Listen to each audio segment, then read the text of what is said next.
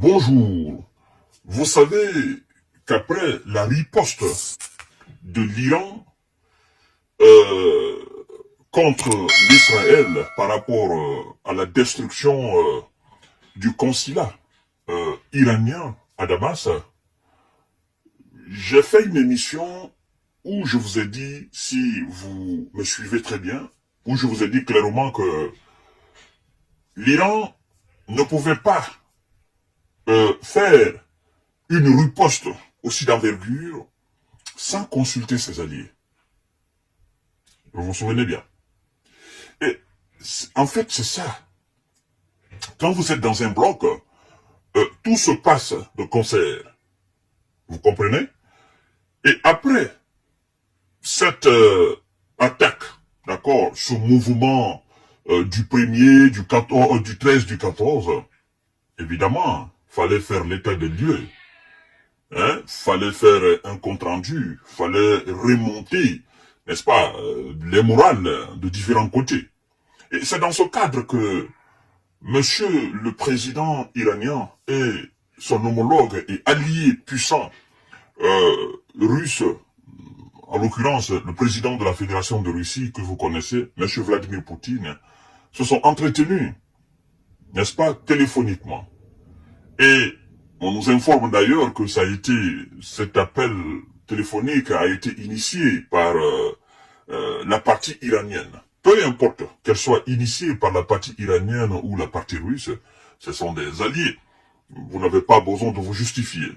Et ça témoigne encore le renforcement de lien entre la République islamique de l'Iran et son allié puissant, la Russie. Vous comprenez, c'est un moment crucial. Vous savez, il y a des choses qui se passent dans l'ombre. On ne peut pas mettre tout cela sur la place publique. Non plus, les chefs d'État ne peuvent pas tout mettre sur la place publique. Mais rassurez-vous et croyez-moi que ce que l'Iran a fait, c'est un message énorme envoyé à tous les prétentieux de ce monde-là. Un message d'avertissement énorme à tout le monde entier pour dire ne vous amusez pas à attaquer l'Iran. Nous allons riposter conséquemment à votre attaque. Peu importe que vous soyez américain, vous soyez britannique, vous soyez français, vous soyez allemand, peu importe.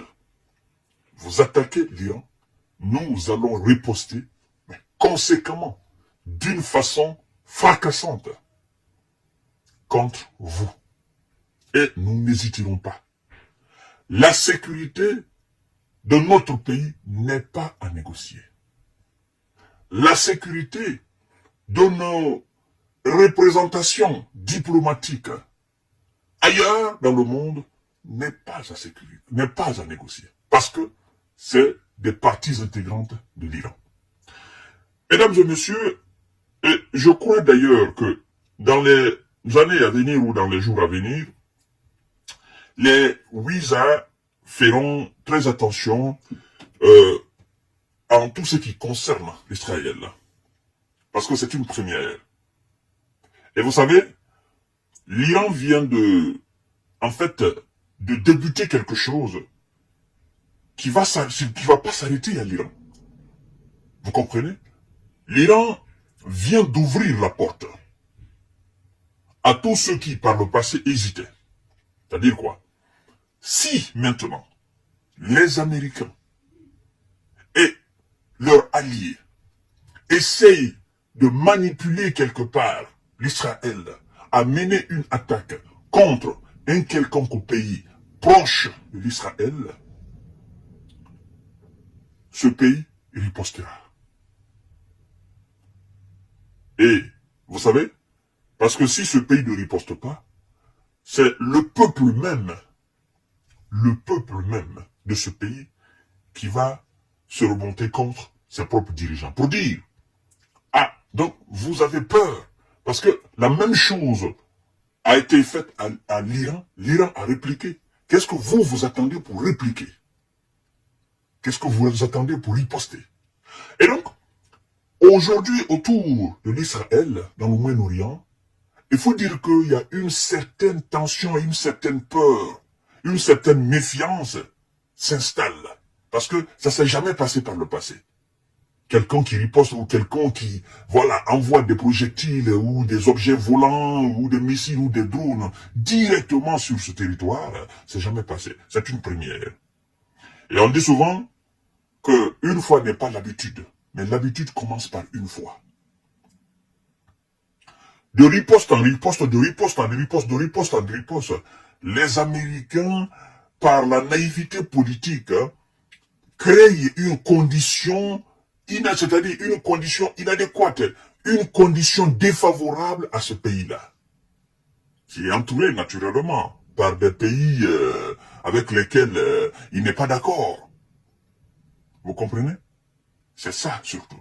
Ils n'ont pas mesuré la portée de cet acte. Ils n'ont pas mesuré les conséquences lointaines de cette attaque contre le consulat de l'Iran. Et ils ne savaient pas aussi.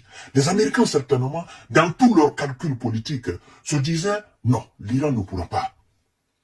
Et ne pourra pas. Nous sommes en 2024. Les gens se sont donné les moyens. Les gens ne rigolent plus. Les gens ne plaisantent plus. Vous voyez? Ils ne s'attendaient pas à ce que l'Iran riposte. Et ça a été fait. Donc ça les a surpris. Ils se disaient, ben, ça va s'arrêter seulement aux simples déclarations parce que par le passé, nous, Américains, nous avons attaqué machin. Ça n'a pas été vraiment la riposte de l'Iran. Oui, mais la riposte a été légère. Mais l'Iran ne le fait pas. L'Iran ne ripostera pas contre l'Israël pour ça. Donc voilà, nous avons essayé d'affaiblir l'Iran. Il y aura des sanctions machin. Ils ne s'attendaient pas à cette riposte et à ce langage vraiment homme. N'est-ce pas, ce langage dur de l'Iran, en disant, ça, c'est juste une riposte. Mais si vous essayez de riposter à notre riposte, vous aurez, et vous verrez, plus grave que ça. C'est dangereux.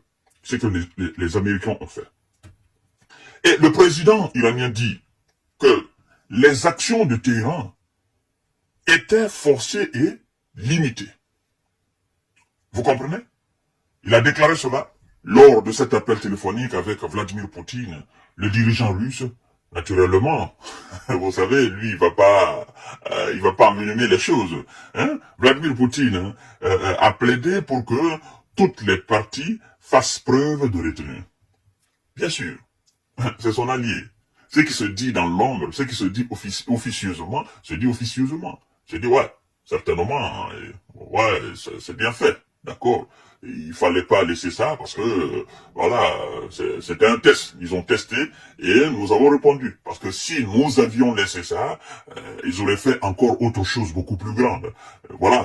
Les gens se seraient dit, écoutez, l'Iran qui bombe de torche de gauche à droite, l'Iran même a été attaqué, l'Iran n'a rien fait. Et donc, qu'est-ce que Palestine et qu'est-ce que les autres vont faire?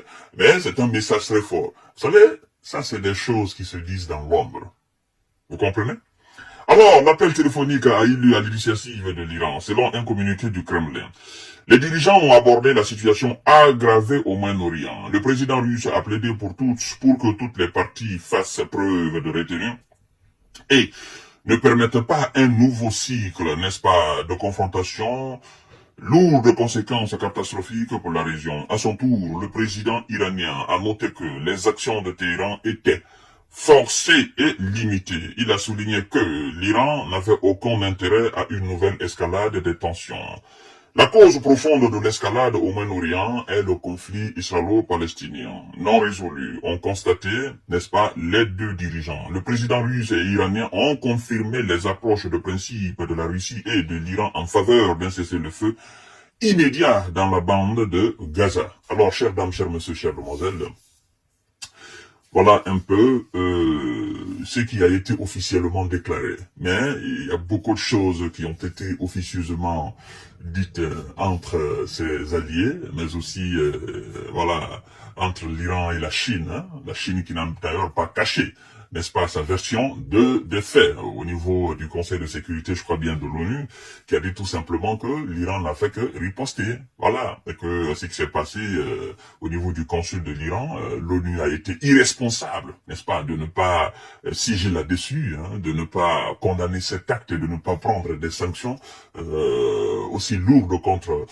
l'Israël. Donc aujourd'hui, c'est la dignité de l'ONU qui est piétinée parce qu'il n'y a pas d'action concrète, n'est-ce pas, contre l'Israël, mais aussi contre l'Iran. Il peut pas avoir, parce que c'est lui qui a été premier à commettre cet acte, n'est-ce pas, ignoble, n'a pas été sanctionné. Le deuxième qui a riposté ne peut pas non plus être sanctionné. De toutes les façons, les sanctions ne représentaient plus rien en fait, parce que si les sanctions représentaient beaucoup de choses, la Russie serait aujourd'hui, n'est-ce pas, à genoux. Et l'Iran est du côté de ces très grands puissants aujourd'hui, la Russie, la Chine, le Brésil, l'Inde, mais aussi l'Afrique du Sud et d'autres aussi, voilà, du continent africain, du continent asiatique, du continent sud-américain. Voilà, chères dames, chers messieurs, chères demoiselles, c'est pourquoi nous vous disons souvent que il faut pas se croire trop fort, n'est-ce pas? Et il faut